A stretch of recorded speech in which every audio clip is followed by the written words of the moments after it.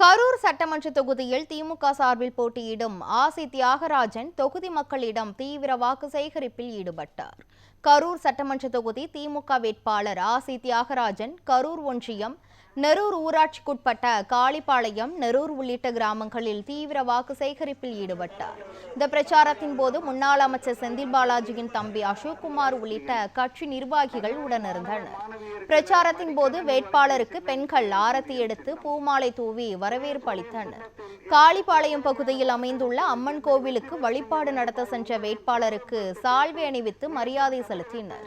அப்போது பிரச்சார வாகனத்தில் நின்றபடி பொதுமக்கள் மத்தியில் பேசிய வேட்பாளர் தியாகராஜன், திமுக ஆட்சியில் கல்லூரி மாணவ மாணவிகளுக்கு மடிக்கணினி, பொங்கல் தொகுப்பாக 3000 ரூபாய், மகளிர் சுய உதவி குழுக்களுக்கு மானியத்துடன் 1 லட்சம் முதல் 5 லட்சம் வரை கடன் வழங்கப்பட்டுள்ளதாக தெரிவித்தார்.